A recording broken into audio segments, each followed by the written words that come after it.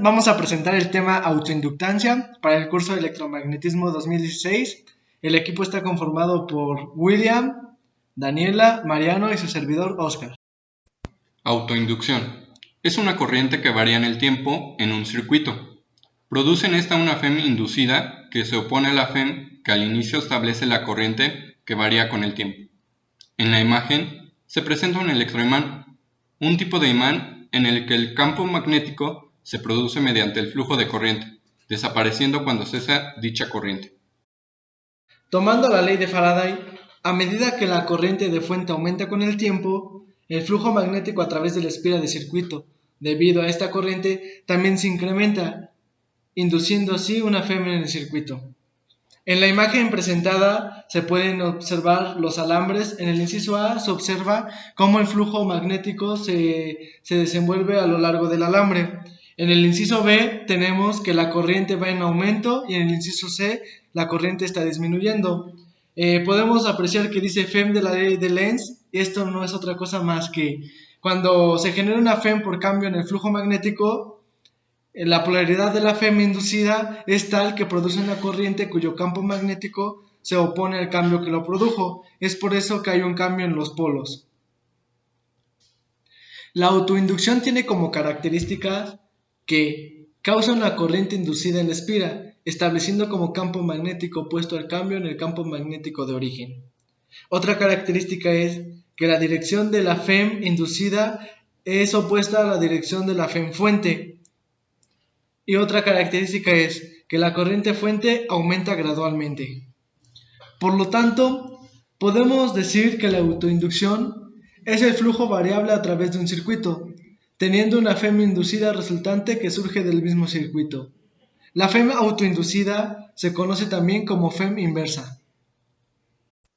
Una FEM autoinducida, epsilon sub L, siempre es proporcional a la rapidez de cambio en el tiempo de la corriente de fuente. En la imagen se observa que el campo magnético atraviesa la corriente.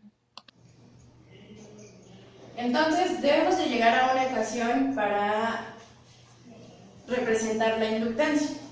Tenemos que para una bobina de n vueltas próximas entre sí que conducen a una corriente de fuente I, aparece esta ecuación, donde epsilon sub L siempre es proporcional a la rapidez de cambio en el tiempo de la corriente de la fuente. Es así como L es la constante de proporcionalidad y podemos representarla de esta manera. Menos L por la diferencial de la corriente sobre la diferencial del tiempo. Llegamos a una ecuación donde tenemos lo siguiente. L, que es nuestra constante de proporcionalidad, va a ser igual a n vueltas por el flujo eléctrico sobre la corriente.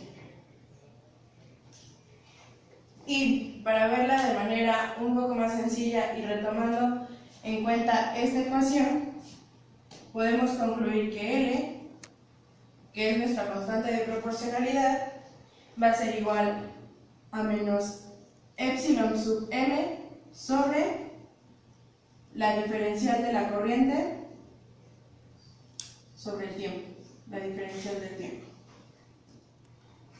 Obtenemos así las unidades de inductancia. La inductancia va a estar dada por los henrys, con representación H.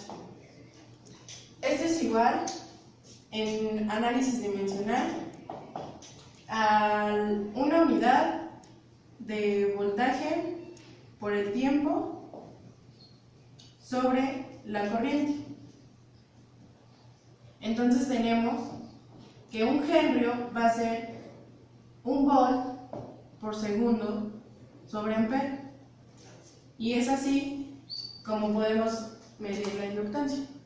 Bueno, aterrizando la teoría, en la década de los 60 los científicos se enfrentaron a un gran reto, que era convertir corriente DC a DC pero a mayor voltaje, de modo de que tuvieron que aplicar el concepto de autoinductancia, y como ya vimos en la explicación anterior, tomamos dos conceptos fundamentales, que es el electroimán y el voltaje inducido.